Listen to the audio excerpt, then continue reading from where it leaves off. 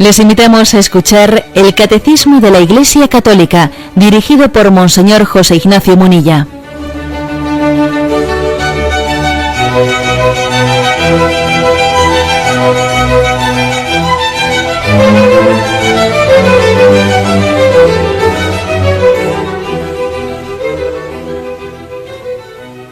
Un cordial saludo a todos los oyentes de Radio María.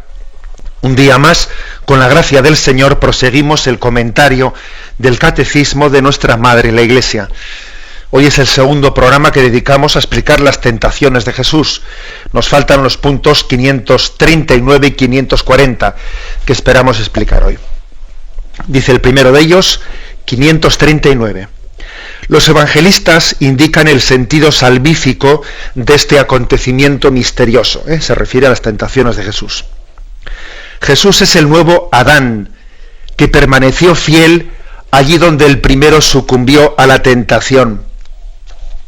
Jesús cumplió perfectamente la vocación de Israel, al contrario de los que anteriormente provocaron a Dios durante 40 años en el desierto. Cristo se revela como el siervo de Dios, totalmente obediente a la voluntad divina.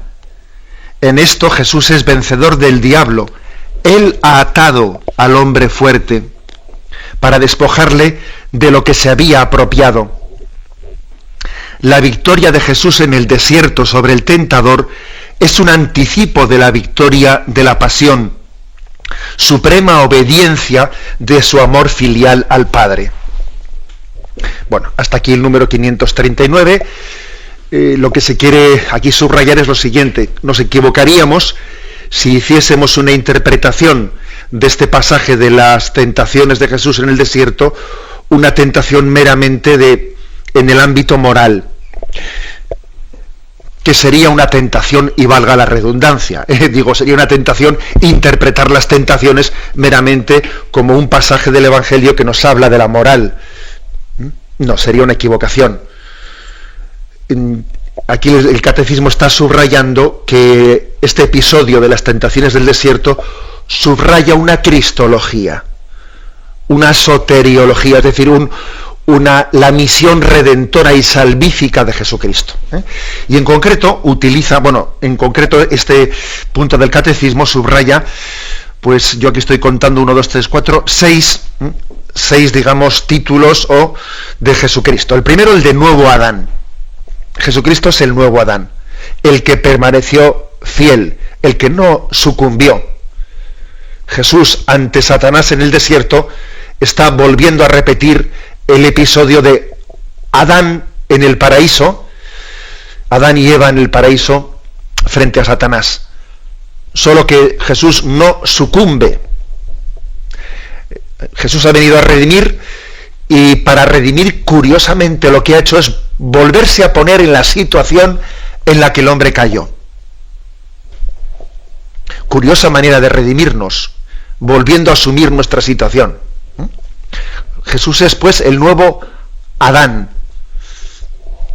Igual que a María le decimos la nueva Eva, la criatura sin pecado original.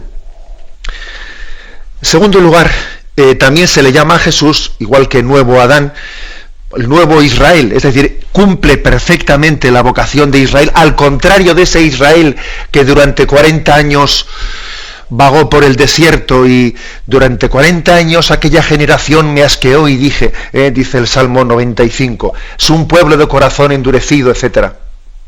Bueno, pues Jesús, sin embargo, camina por el desierto, no esos 40 años, sino esos 40 días en el desierto, camina por el desierto, pero en fidelidad, sin prostituirse con idolatrías, como hizo Israel.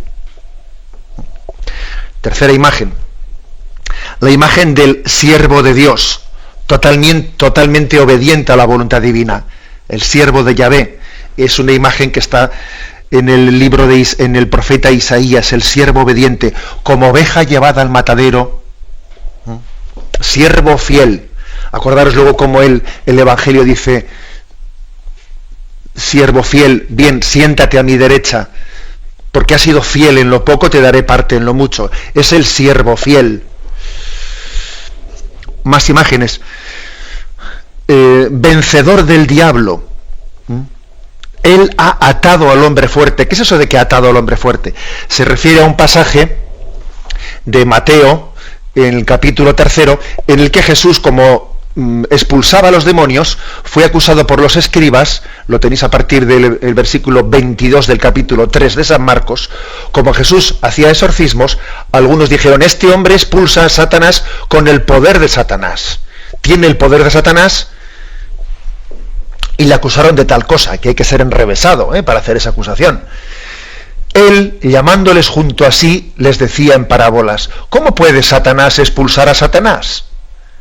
Si un reino está dividido contra sí mismo, ese reino no puede subsistir. Si una casa está dividida contra sí misma, esa casa no puede subsistir. Y si Satanás se ha alzado contra sí mismo y está dividido, no puede subsistir.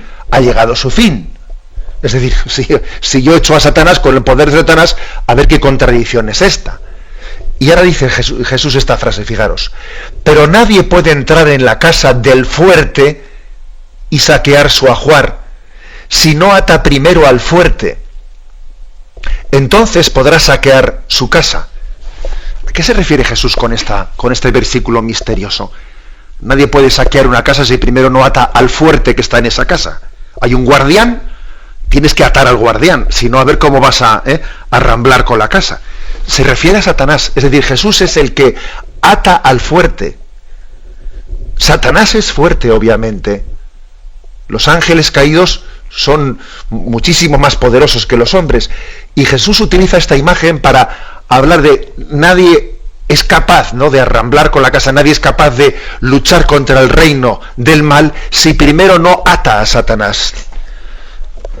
Jesús ha atado a Satanás en las tentaciones del desierto porque le ha quebrado con el rechazo de su tentación, le ha podido el pulso, digamos, de alguna forma. Bueno, una imagen que a veces hay pasajes del Evangelio de esos que los hemos pasado más rapidito y nos hemos quedado pocas veces meditándolos, pero ojo que este pasaje de Mateo, capítulo 3, versículo 22 y siguientes, desde el 22 hasta el 27, es muy interesante por la forma en la que San Marcos habla de cómo Jesús se enfrentó al mal. Y el último, digamos, título que aquí se le apropia a Jesucristo es el vencedor en la pasión. La victoria de Jesús en el desierto, de las 3 tentaciones del desierto, son un anticipo de la victoria en la pasión. La madre de todas las batallas, Jesús la va a tener que afrontar no ya en el desierto, sino en el Monte Calvario.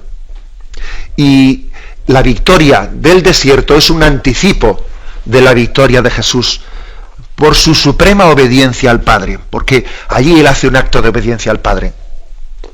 Recordáis que ayer os comentaba, traía a colación ese precioso comentario que hace Benedicto XVI en su libro Jesús de Nazaret, cuando, interpretando la segunda tentación de Jesús en el desierto, allí se recuerda que Satanás llevó a Jesús hasta el alero del templo, y allí le recordó un pasaje del Antiguo Testamento, del Salmo, que decía: si eres hijo de Dios, tírate abajo, tírate desde la parte alta del templo, tírate hasta la plaza de Jerusalén, porque está escrito: ha dado órdenes a sus ángeles para que te sostengan con sus manos y tu pie no tropiece con las piedras.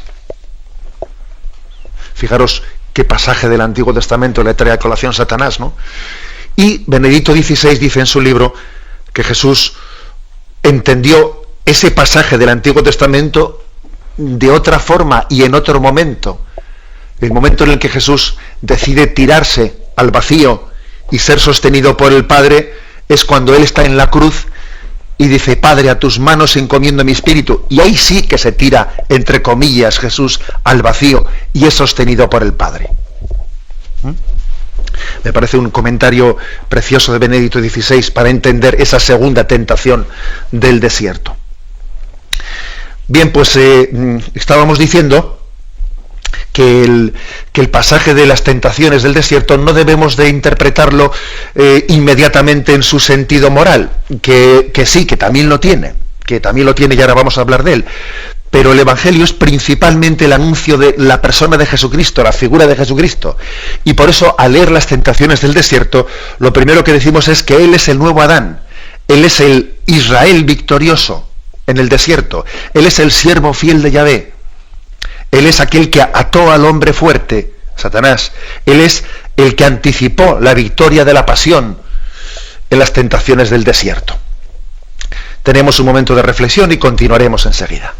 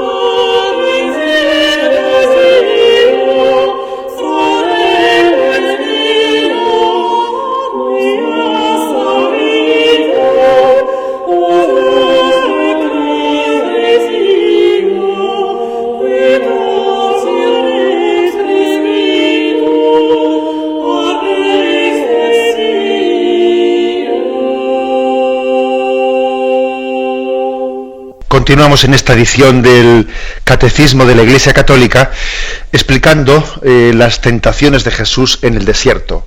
En concreto hoy los puntos 539 y 540. Quiero hacer referencia a una famosa homilía de San Agustín comentando el Salmo 60, en la que él habla de las tentaciones, y es una lectura que la Iglesia ha introducido en el rezo del oficio de lecturas del primer domingo de Cuaresma. El primer domingo de Cuaresma es el que se suele proclamar el Evangelio de las tentaciones de Jesús en el desierto. Y en la lectura del oficio de lecturas que rezan los sacerdotes, que rezan también los religiosos y muchos seglares, y también aquí en Radio María se hace de madrugada el oficio de lecturas, pues bien, allí San Agustín, se recoge esa homilía de San Agustín, de la cual yo voy a extraer 3 o 4 párrafos que son muy interesantes, como vais a ver. El título que le han puesto a la homilía es «En Cristo fuimos tentados, en Él vencimos al diablo». Y dice San Agustín: «Pues en nuestra vida, en medio de esta peregrinación, no puede estar sin tentaciones. Es decir, nuestra vida no puede estar sin tentaciones, ya que nuestro progreso se realiza precisamente a través de la tentación. Y nadie se conoce a sí mismo si no es tentado, ni puede ser coronado si no ha vencido, ni vencer si no ha combatido, ni combatir si carece de enemigo y de tentaciones». Curioso este párrafo que conviene un poco desmenuzar, ¿eh? Vamos a hacerlo si os parece. Comienza San Agustín diciendo que en esta vida, en esta peregrinación, no podemos estar sin tentaciones, ¿eh? De facto estamos rodeados de tentaciones, y hay de aquel que sea tan ingenuo para hacer una lectura de esta vida como si no hubiese tentaciones, porque entonces, ¿qué ocurre? Que las tentaciones que le rodean, en vez de detectarlas, en vez de desenmascararlas, pues incluso, pues es que claro, lo mejor que se le puede, o sea, la táctica más fácil de Satanás es hacerse invisible. Él es invisible como ángel que es espíritu puro, y entonces claro, el ángel al que no se le ve, y tú, si no eres capaz de detectar sus tentaciones, pues claro, si tú tienes un enemigo delante tuyo que no ves, te da en las dos mejillas y te quedas, vamos, absolutamente indefenso. Entonces lo primero es darnos cuenta de que existe tentaciones y existe el tentador. Desde luego aquel que parta del supuesto totalmente erróneo de que Satanás no existe y por lo tanto las tentaciones no existen objetivamente, sino que son de alguna manera pues errores míos, va mal, va fatal. Ese tiene muchas más probabilidades de perder en la batalla, porque ni siquiera ha identificado el enemigo. Y es que además, ¿cuántas veces nos ocurre esto en nuestra vida? Que pensamos que mi enemigo es mi jefe, que mi enemigo es el trabajo que tengo, que mi enemigo es, pues, yo qué sé, una persona determinada, mi enemigo es ese político que me hace la vida imposible, mi enemigo es... No, mire usted, mi enemigo es Satanás, no nos equivoquemos. Y Satanás se puede servir de muchas cosas, ¿no?, para hacernos daño en nuestra vida, pero no nos equivoquemos de enemigo. Y muchos odios y muchos problemas de esta vida, desde luego, los solucionaríamos si no nos equivocásemos de enemigo, que mi enemigo es Satanás, que no es el vecino del tercero izquierda. ¿No? Es así, o sea, incluso fijaros bien, hasta podríamos decir, ¿no? Voy a poner un caso ya fuerte, voy a decir, mira, hasta una víctima del terrorismo está llamada a identificar: mi enemigo es Satanás. El enemigo último de mi vida ni siquiera es el que ha apretado el gatillo, que ha sido un instrumento de Satanás. Ser capaz de identificar la fuente del mal es muy importante en nuestra vida. Bien, por eso dice San Agustín que es que en esta vida no podemos estar sin tentaciones. Bueno, ahora la pregunta es, ¿esto es de facto? ¿Y esto es malo o esto es bueno? Hombre, esto obviamente viene del mal. Las tentaciones, calificarlas como buenas será difícil porque es que vienen del mal. Pero es que San Agustín dice, a ver, pero no nos quedemos únicamente con que viene del mal, porque Dios es capaz de sacar cosas buenas, incluso hasta de lo malo. Luego también hay una providencia salvífica a través de las tentaciones. Fijaros qué atrevido es el cristianismo para llegar a decir esto. ¿Y qué es eso bueno que se puede sacar del mal? Y empieza San Agustín, ¿no? Ya que nuestro progreso se realiza precisamente a través de la tentación.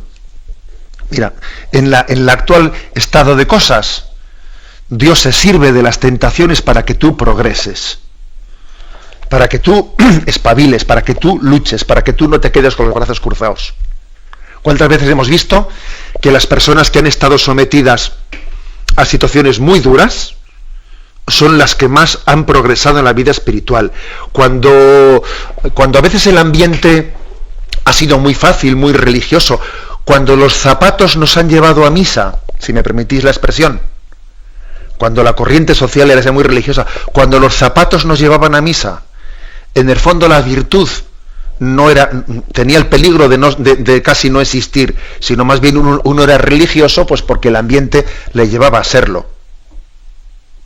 Pero cuando el ambiente es contrario, cuando los zapatos más bien te sacan de misa y tú tienes que remar en contra de corriente para, entendedme la expresión de lo de los zapatos y la misa, cuando la corriente es contraria, entonces es más fácil que quien vaya allí vaya por virtud. Es como ocurre con los peces, que hay un tipo de pez que está en la desembocadura de los ríos y además suele estar más bien en las cloacas, allí donde suele estar los vertederos, pues allí va y come de las porquerías que salen, ¿no? Y cuando hay marea para abajo, va para abajo, cuando hay marea para arriba, va para arriba. Hay otro tipo de pez, sin embargo, que es el que nada contracorriente y va buscando, y va saltando contra la corriente y va buscando el nacimiento del río, que son las truchas, que son los salmones que van, bueno, que obviamente tienen una carne, ese pescado tiene una carne mucho más limpia. Bueno, pues sirviéndome de esta expresión, algo así ocurre cuando alguien forja las virtudes de su vida remando en contra de corriente, nadando en contra de corriente. Por eso San Agustín se atreve a decir, ya que nuestro progreso se realiza a través de la tentación. Es así. Es así. Cuando en esta vida las cosas nos las han dado demasiado fáciles, pues a veces no valoramos las cosas y fácilmente nos dejamos llevar por la tentación. Continúa San Agustín y dice, y nadie se conoce a sí mismo si no es tentado. La tentación, cuando alguien es tentado e identifica la tentación y la llama por su nombre y le quita la máscara, es una manera de conocernos así, a nosotros mismos. ¿Por qué? Porque Satanás suele servirse de nuestras debilidades para tentarnos. Satanás sabe muy bien por dónde le aprieta el zapato a cada uno. A este por la soberbia, a este por la pereza, que es su punto flaco, a este, etcétera, etcétera. Entonces, quien examina sus tentaciones se conoce a sí mismo. Y el conocimiento de uno mismo, pues, es un paso muy importante, pues para llegar a la santidad. Ocurre, sin embargo, fijaros bien, que nosotros nos conocemos a nosotros mismos a la luz de Dios. A la luz de Dios nos conocemos. Me habéis oído en alguna ocasión el ejemplo que pone Santa Teresa de Jesús, creo que es en el libro de la vida, si no me equivoco, cuando ella dice que estando en una habitación cerrada, pensaba ella que la mesa estaba limpia, pero en abriendo la ventana y entrando la luz del sol, vio todo el polvo que estaba sobre la mesa. Hombre, el polvo ya estaba antes. Lo que pasa es que como no había suficiente luz, no lo veía. Por eso, algo así ocurre con ese conocernos a nosotros mismos. A la luz de Dios nos conocemos a nosotros mismos. Cuanto más lejos estés de Dios, menos te conoces, no te das cuenta ni de tus pecados, ni de las tentaciones, ni de nada. Te las dan todas de las dos carrillos y tú ni te enteras. Y incluso a veces piensas que son opciones tuyas. Yo he elegido libremente, ya, tú has sido tentado y has picado. Y cuanto estás más lejos de Dios, es que no identificas las tentaciones. Por eso aquí dice San Agustín, es que las tentaciones, cuando las afrontamos, nos conocemos a nosotros mismos. Continúa San Agustín y dice, ni nadie puede ser coronado si no ha vencido, ni vencer si no ha combatido. Es decir, que señores, en el actual estado en el que estamos en un momento de combate. Y aquí hay dos maneras de llegar a Dios. Una es por el camino de la inocencia y otra es por el camino de la penitencia. El camino de la inocencia, no seamos ingenuos, ya se nos escapó. O sea, inocentes no somos, porque todos somos pecadores. Luego, por el camino de la inocencia, llegó la Virgen María a Dios. Nosotros no. Nuestro camino para llegar a Dios es el camino de la penitencia. Es decir, el camino de la lucha. La vida es milicia, dice la Sagrada Escritura. La vida cristiana es milicia. O sea, aquí hay que luchar. Y desde luego, no se le puede coronar a quien no haya combatido. Entonces, bueno, pues permitidme el ejemplo, ¿no? Pero igual que en el mundo militar se le pone una medalla al valor a quien combatió en situaciones duras, etcétera, mutandis mutandi, no como se dice en latín, pero vamos, también el Señor nos da la corona de gloria al fruto, digamos, como mérito del combate. Acordaros de cómo se ha hablado de la corona de gloria que se le da a los mártires, que han vencido en el combate del martirio, han vencido contra las tentaciones que un mártir puede tener en el momento en que es torturado. Se le da la corona del martirio, ¿no? San Pablo dice, he corrido bien mi carrera, he llegado a la meta, he recibido la corona. Bueno, son imágenes bíblicas, son palabra de Dios. O sea, es decir, que en esta vida hay que luchar, ¿no?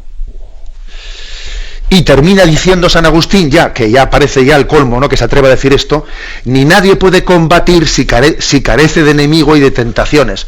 Diciendo, a nadie se le puede dar la corona del premio si no ha combatido, y nadie puede combatir si carece de enemigo y tentaciones. Que parece como si San Agustín dijese, pues mira, en buena hora, ¿no? Es un poco aquello, dice, bendito pecado que mereció tal redentor, como diciendo, mira, no nos quejemos del tentador, benditas las tentaciones que luchando contra ellas y venciéndolas nos van a dar la corona de gloria. O sea que este San Agustín verdaderamente es un hombre optimista, en contra de lo que muchos dicen de él. Es un hombre optimista que es capaz de escribir esto que acabamos de comentar. Es impresionante que San Agustín diga esto, ¿no? O sea, él dice, señores, dejémonos de quejarnos de las tentaciones, porque en ellas Dios ha puesto ahora una situación en la que a través de ellas nos santifiquemos. Y vuelvo a leer el párrafo todo seguido ahora. Pues nuestra vida en medio de esta peregrinación no puede estar sin tentaciones, ya que nuestro progreso se realiza precisamente a través de la tentación, y nadie se conoce a sí mismo si no es tentado, ni puede ser coronado si no ha vencido, ni vencer si no ha combatido, ni combatir si carece de enemigo y de tentaciones.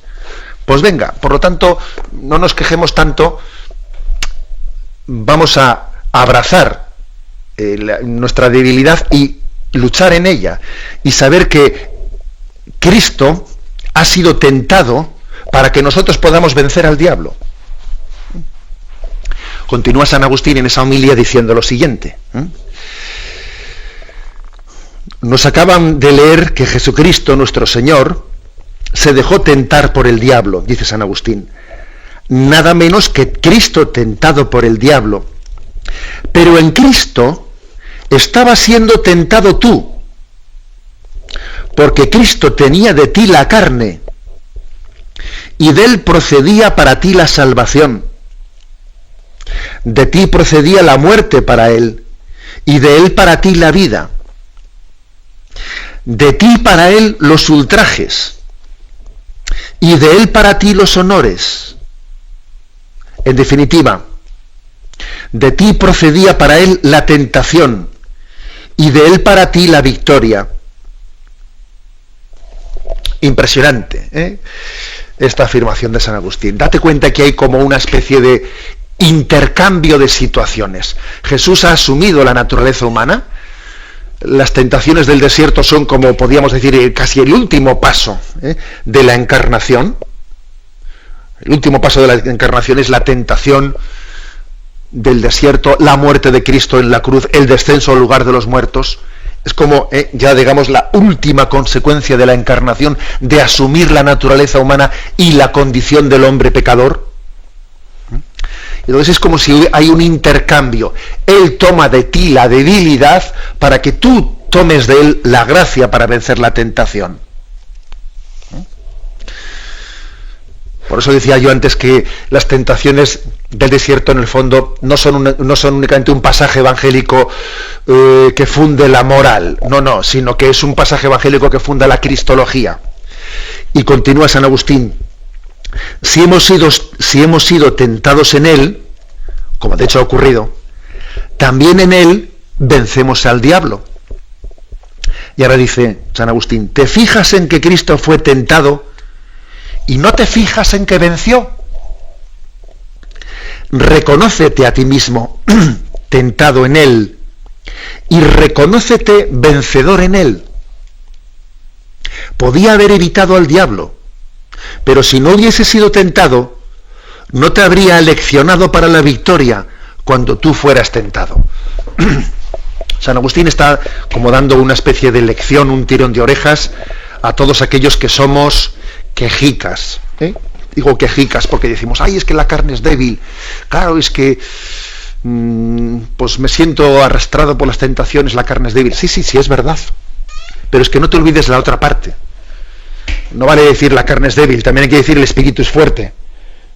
Y no vale decir todos somos tentados, sino también hay que decir, y Cristo venció la tentación y él tomó de mí la tentación para que yo tomase de él la victoria. O sea, no seas un quejica, no seamos quejicas.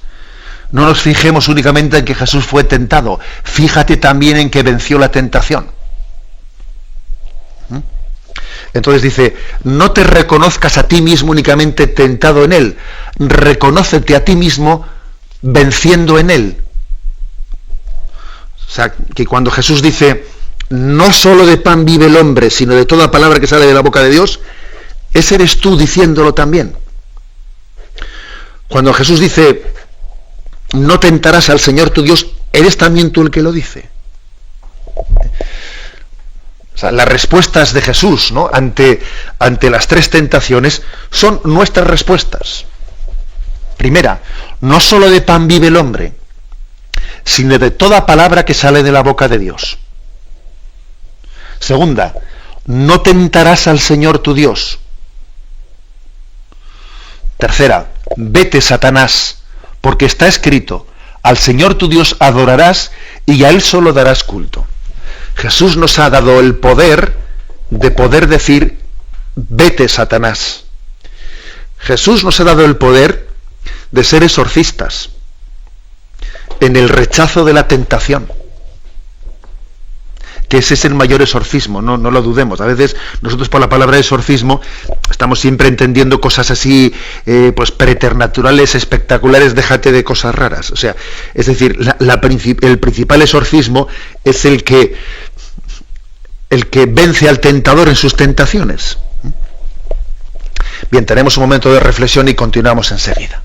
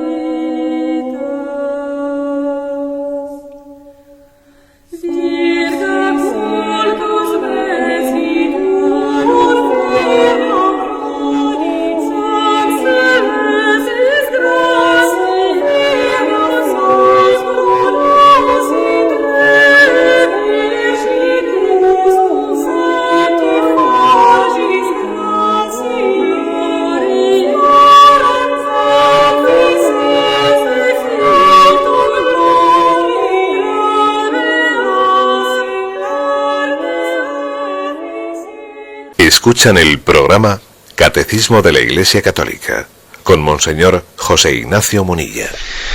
Y concluimos la explicación del apartado de las tentaciones de Jesús con el número 540 del Catecismo, que dice: la tentación de Jesús manifiesta la manera que tiene de ser Mesías, el Hijo de Dios, en oposición a la que le propone Satanás y a la que los hombres le quieren atribuir.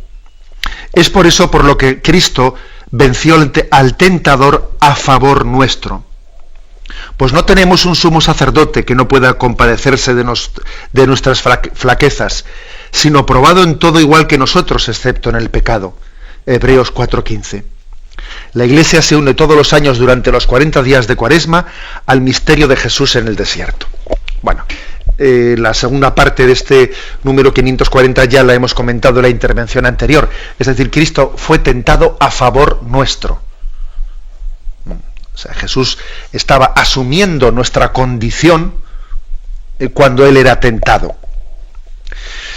Vamos a fijarnos, sin embargo, en la primera parte que todavía no la hemos comentado. Lo primero que dice este punto es que la tentación de Jesús manifiesta la manera que tiene de ser Mesías, el Hijo de Dios, en oposición a la que le propone Satanás y a la que los hombres le quieren atribuir. Es decir, aquí hay, en las tres tentaciones del desierto, se están contraponiendo dos estilos de mesianismo. Satanás le propone un mesianismo, desde luego, en el que, en primer lugar, le dice: haz que las piedras se conviertan en pan. Claro, fijaros que cambian mucho las cosas. Jesús estaba haciendo ayuno, un ayuno muy duro. Estaba llevando un combate, entre comillas, ¿no?, contra la carne muy duro. Y el Satanás le dice, bueno, ya vale ya, ¿no? Haz que estas piedras se conviertan en pan. Obviamente, los poderosos de su tiempo, un tipo de mesianismo triunfal, haría, impensable que el camino de la penitencia fuese a ser el camino del caudillo. Más bien, pues fijaros en los modelos que existían de Herodes, y los que eran modelos llenos de placer, de comodidad, de hedonismo. Es un poco lo que pasa en nuestra sociedad, que parece que el que está arriba pues es el que tiene que llevar una vida más cómoda. Y bueno, parece como si el placer fuese el motor del mundo, que es lo que decía Freud. Y desde luego si uno ve los spots publicitarios, parece que apretando un botón o tomando una pastilla todo está solucionado, ¿no? Eso es calidad de vida. Calidad de vida es, pues eso, ¿no?, máximo placer con el mínimo esfuerzo. La verdad es que, claro, era una tentación para Jesucristo como para nosotros, ¿no?, que su mesianismo o que nuestra vida cristiana pues sea ante todo y sobre todo cómoda, placentera. Y la verdad es que Jesús, el camino del Mesías fue el camino de la cruz. Desde luego nada que ver con la tentación de que haz que estas piedras se conviertan en pan. Más bien, fijaros bien, el camino de Dios fue, haz que este árbol se convierta en una cruz.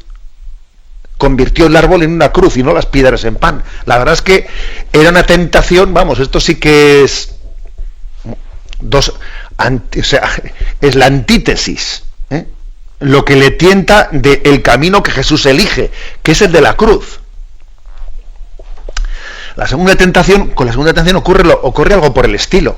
Claro, le dice el diablo a Jesús que suba al pináculo del templo, al alero del templo, y que desde allí se tire a la plaza. Pues fijaros vosotros lo que hubiese ocurrido si Jesús llega a haber entrado el domingo de Ramos en Jerusalén de esa manera. Claro, en vez de ser el domingo de Ramos, hubiese sido el domingo del volador, del paracaidista, que se ha tirado desde el alto del templo y ha llegado entre paracaídas de ángeles a la plaza, permitidme la broma. Entonces, claro, pues eso hubiese sido una entrada espectacular. Allí no hubiese habido nadie que se hubiese resistido al mesianismo triunfal de Jesucristo de esa manera. Pues claro, es una tentación de un mesianismo lleno de poder, de prestigio, ante el que nadie osaría toser. Es una entrada gloriosa, espectacular, que Jesús la rechazó, porque él quiso entrar en Jerusalén montado en un borrico, humilde. Entonces, y esa tentación mesiánica de Jesucristo, ojo que es también nuestra tentación, porque hay algunos que piensan que el motor de este mundo es el poder, como por ejemplo Adler. Así Freud dice que el motor de este mundo es el placer, Adler lo que dice es que el motor de este mundo es el poder. Y a veces cuando uno mira este mundo parece como si fuese cierto, porque desde luego aquí todos son codazos, quítate tú para que me ponga yo, y yo primero, yo siempre como el aceite quedando por encima, y la cosa es destacar, la cosa es mangonear, la cosa es decidirlo todo yo, la cosa es, existe la tentación ciertamente de pensar que el motor de este mundo es el placer, que el motor de este mundo es el poder, pero la verdad es que Jesús eligió la humildad como camino. Frente al placer eligió la cruz. Y frente a la tentación del poder y el prestigio, desde luego eligió la humildad. Dice Jesús, cuando vayas a un banquete, no te sientes en el primer lugar, vete y siéntate en el último lugar. Desde luego, nada que ver. Y Jesús va y en el momento de la última cena se pone de rodillas y limpia los pies de sus discípulos. Y le dice, si yo que soy el maestro he limpiado los pies, así también vosotros unos a otros tenéis que hacer este Aquí el poder es servicio. La jerarquía es servicio. Jesús es el primero porque ha sido el siervo de los siervos, porque ha elegido el último puesto de servicio. Fijaros qué tentación mesiánica se le ha dirigido a Jesucristo y cómo él le ha rechazado. Y en tercer lugar, a Jesús el Satanás le lleva a un monte desde el cual se divisaban todos los reinos y le dice: todo esto te daré si postrado me adoras. Que obviamente es la tentación del poseer, ¿no?, todos los reinos y poseer todo el dinero, poseer la seguridad que da el dinero en esta vida, ¿no? La tentación de valorar el tener por encima del ser, apreciar el mundo y a los demás dependiendo de los bienes que tengan, sentir como enemigos a quienes me quitan el dinero y el poder y el primer puesto, sentirlos como enemigos. Entonces, bueno, así como decía antes que hay quien piensa que el motor del mundo es el placer, como Freud, ¿no?, o que piensa que el motor del mundo es el poder, como Adler, ¿no?, pues también hay quienes piensan que el motor del mundo es el dinero. Bueno, así lo pensaba Marx, ¿no? Y así lo piensa también el capitalismo. En el fondo el marxismo y el capitalismo, si es que vienen a pensar lo mismo, piensan que el motor del mundo es el dinero. Dirían, los bienes de producción, tanto el marxismo como el capitalismo piensan que el motor del mundo es el dinero, que todo se hace por dinero y por poder, por el poder que da el dinero. Pero Jesús, mírate tú por dónde, que rechaza esa tentación, y él fue pobre. Jesús fue pobre y no tenía dónde reclinar la cabeza, no tenía casa. No tenía casa. Sería muy bonito saber qué hizo Jesús con la casa de Nazaret. Ese es un detalle, porque cuando dice el Evangelio, el Hijo del Hombre no tiene dónde reclinar la cabeza, recordando que Jesús no tenía casa propia, como él era hijo único, sería muy interesante saber qué ocurrió con la casa de Nazaret, esa que ahora, cuando vamos los peregrinos a Jerusalén, la casa de María, la que allí podemos... Estoy seguro que Jesús se la dio para que la ocupase algún necesitado. Valga el paréntesis, que ya sé que me he salido un poco, pero valga el paréntesis, pues él eligió la pobreza. Y por lo tanto, frente a las tres grandes tentaciones mesiánicas, acordaros a Jesús cómo intentaron coronarle rey cuando hizo la multiplicación de los panes y se escapó. Acordaros cómo a Jesús, cuando él anuncia la pasión, que lo tenéis ahí en Mateo capítulo 16, versículo 21 y siguiente, él anuncia la pasión, y entonces Pedro se lo llevó aparte y empezó a decirle: lejos de ti tal cosa, a ti no te pasará eso, a ti no te va... Y entonces Jesús le llama la atención a Pedro, en unas palabras inusitadamente fuertes, le dice: apártate de mí, Satanás, porque tú piensas como los hombres, no piensas como Dios. Es decir, Jesús le dice: ten cuidado, Pedro, no seas instrumento de Satanás para apartarme de la cruz. A ver si tú vas a volver aquí ahora como el diablo en las tres tentaciones del desierto, queriéndome llevar por el camino del placer, haz que estas piedras se conviertan en pan, y por lo tanto nada de cruz. O tírate del alero del templo y que los ángeles te bajen volando, o todas estas posesiones te daré. A ver, Pedro, si tú vas a jugar también pretendiendo defenderme, a ver si vas a jugar tú las cartas de la tentación también, del tentador.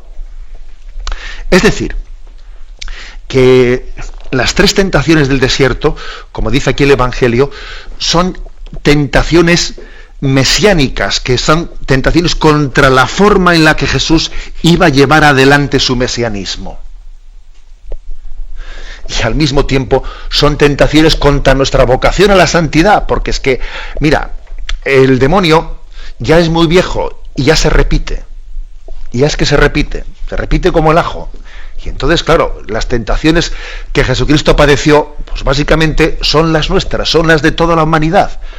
Pues porque no hay más tela que cortar. Hay lo que hay.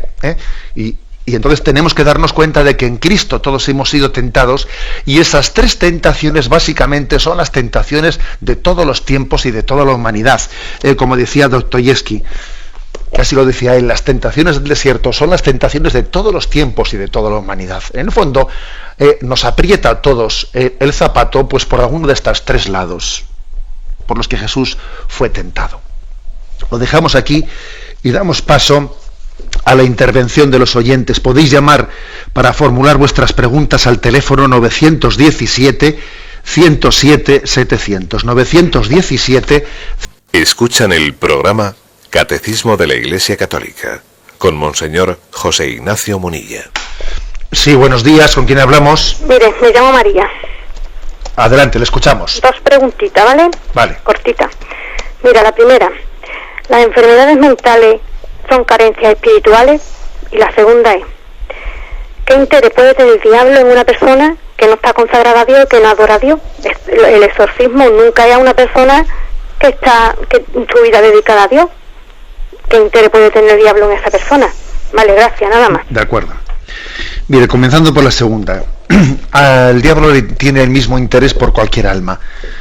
Es verdad que puede haber algunas almas que por la responsabilidad que Dios les haya podido dar, pues pueden ser especialmente tentadas, etcétera. Y de hecho sabemos que los santos, pues por ejemplo el santo cura de Ars, San Pío de Pietrelcina, etcétera, fueron especialmente tentados porque, claro, el diablo sabía que iban a ser instrumento de salvación y por lo tanto le interesaba mucho apartarles de, pero una persona, ya no por los designios que vaya a tener hacia otras personas, sino por sí sola, un alma por sí sola, claro que es objeto de interés por parte del tentador. ¿Por qué? Porque un alma es muy preciosa para Dios. Cada uno de nosotros somos muy preciosos para Dios. Dios ha entregado a su Hijo. Jesús ha entregado su vida por nosotros, aunque nosotros solamente hubiésemos existido uno. Jesús hubiese entregado su vida igualmente en la cruz si solamente uno de nosotros lo hubiese necesitado. Esto es algo que yo pues con mucha frecuencia a veces pues suelo poner delante del Señor en la oración. Señor, tú has entregado la vida por todos y al mismo lo has hecho únicamente por mí, lo has hecho. Solo por ti lo he hecho. Bueno, por eso, la primera pregunta que ha hecho la oyente.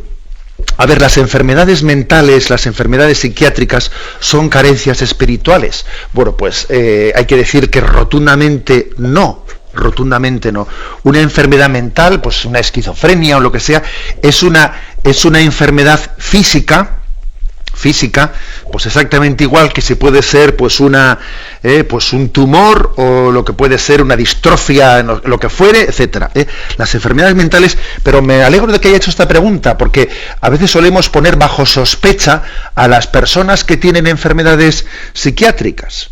Y entonces parece que sospechamos moralmente de ellas, pues porque claro, fíjate tú qué vago es. Y claro, y es muy fácil confundir depresión con pereza y a veces achacamos, ¿no?, males morales, responsabilidades morales a lo que detrás de ello existe una enfermedad concreta, psiquiátrica, psicológica. Y por eso es importante tener esto en cuenta, que una enfermedad mental, que una enfermedad psicológica, psiquiátrica, no es una carencia espiritual, es una enfermedad, que es distinto. Damos paso a un siguiente oyente. Buenos días. Buenos días, padre. Sí, adelante. Mire, le quería preguntar por qué si a Moisés se le dieron las tablas de los 10 mandamientos y ahí venía el mandamiento de no matarás, ¿por qué existía la crucifixión? ¿Por qué mataron a Jesús como mataban a delincuentes? También le quería preguntar por qué yo, por ejemplo, que a veces antes tenía ira y la demostraba, ahora intento sujetar esa ira ante una situación de tensión con un niño pequeño, etcétera, y no la demuestro, no la manifiesto, tras un esfuerzo sobrehumano a veces lo controlo, pero no hay una paz interior. En el fondo me queda ese desasosiego y esa ira que no se ve, pero que está dentro del corazón. ¿Cómo se limpia también esa? He conseguido limpiarla de fuera y quería limpiarla de dentro. Y ya una última reflexión de 2 segundos, es una frase muy bonita en una película de la Madre Teresa de Calcuta, cuando dice que nosotros somos tan despreciables para el diablo que no le interesamos. Él no le interesa a él hacernos daño a nosotros, sino que quiere atacar a Dios en nosotros. Y entonces ahí te das cuenta de que dices, pero ¿cómo? ¿Que quieres atacar a Dios en mí? Encima yo voy a ser instrumento tuyo. Te incita a ser más buena esa reflexión. La verdad es que no lo había visto así, como que a quien quiere atacar es a él es su verdadero enemigo y no nosotros. Nada más, un beso y muchas gracias. Feliz Pascua. Bien, brevemente, vamos a ver, con respecto a las tablas de Moisés. Las tablas de Moisés fueron entregadas al pueblo de Israel. Tenga en cuenta que el castigo de la crucifixión era infligido por el pueblo romano, que nunca había aceptado las tablas de Israel. O sea, el pueblo romano la ley romana es una ley pagana, que no ha recibido las tablas de Moisés. Aun y todo, también hay que decir que el pueblo de Israel, aunque había recibido esas tablas, tardó mucho tiempo en ir entendiendo todas las consecuencias que se derivaban del no matarás, porque a veces lo interpretaban de una manera pues demasiado. Hemos tardado tiempo y gracias a Jesucristo hemos entendido todas las consecuencias del no matarás.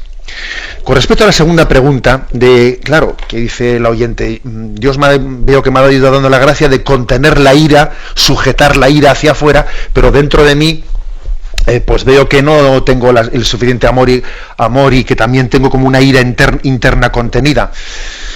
Bueno, decir que no es poco, en primer lugar que no es poco, y que lo lógico es que para poder llegar a la sanación de la ira y para poder llegar a la paz interior, lo lógico suele ser que primeramente haya una fase en la que uno sujete la ira hacia afuera y así poco a poco pueda llegar a ello.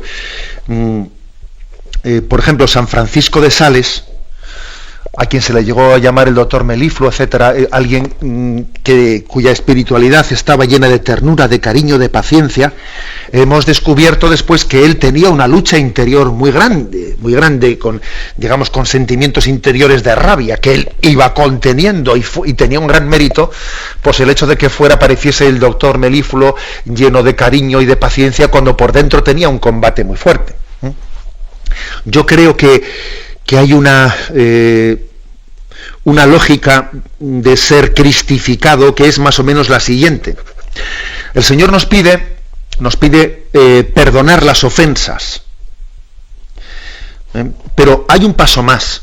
Yo creo que el Señor nos da la gracia para que no nos sintamos fácilmente ofendidos, que es un paso más. O sea, ya nos decir únicamente, Señor, me han ofendido, mira, pero yo por amor a ti me voy a hacer un gran esfuerzo y voy a aguantarme y no voy a corresponder y no voy a devolver al mal con mal, no, pero es que es un paso más. Es decir, mira, Señor,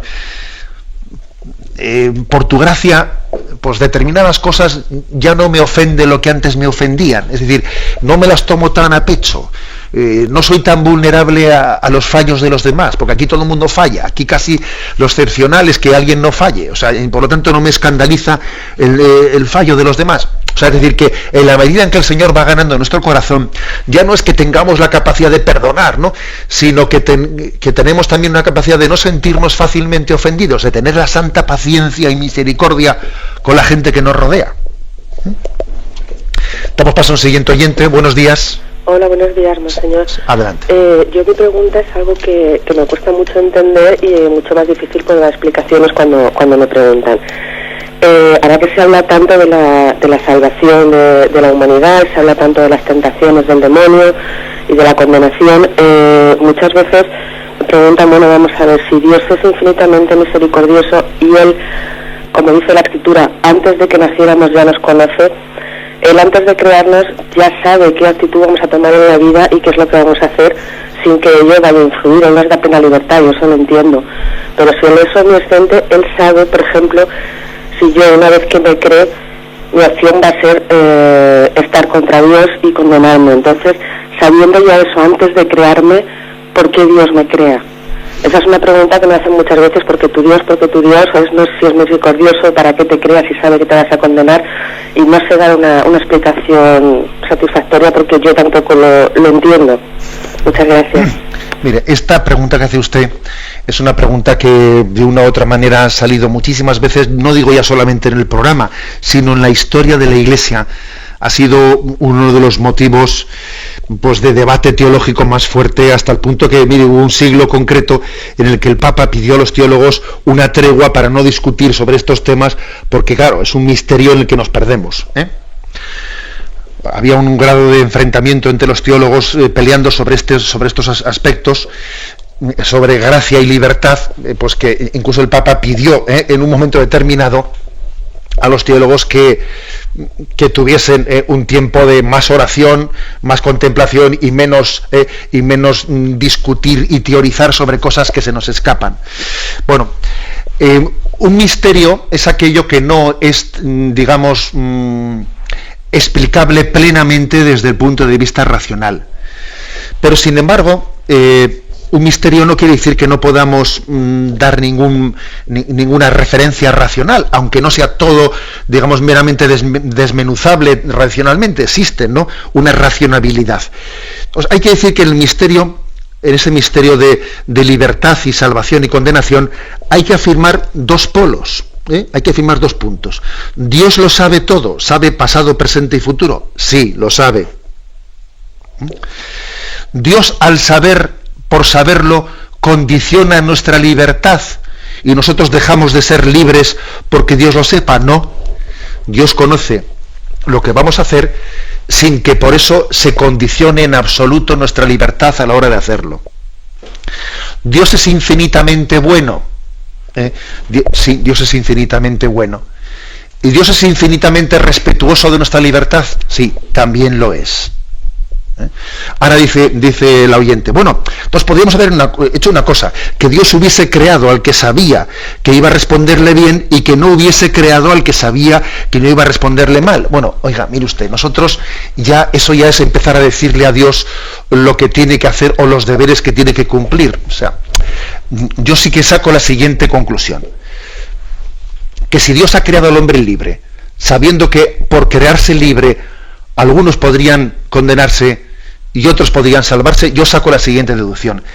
Parece que serán muchos más los que se salven que los que se condenen, porque de lo contrario parece razonable pensar que Dios no nos hubiese creado. Es decir, se derivan mucho más bienes de la creación libre del hombre que si Dios no nos hubiese creado libres. Este es un razonamiento personal que me hago. Digo, esto nunca, digamos, o sea, no lo veréis aquí reflejado en un punto del catecismo, pero me atrevería yo a decir esto, es por lo menos la interpretación que hago yo de ese misterio. Se derivan más bienes de la creación libre del hombre que males posibles de la mala utilización de la libertad del hombre. En cualquier caso, lo que tenemos que afirmar es pues, que Dios es omnisciente, que Dios es infinitamente bueno e infinitamente respetuoso con la libertad del hombre. La bendición de Dios Todopoderoso, Padre, Hijo y Espíritu Santo, descienda sobre vosotros. Alabado sea Jesucristo.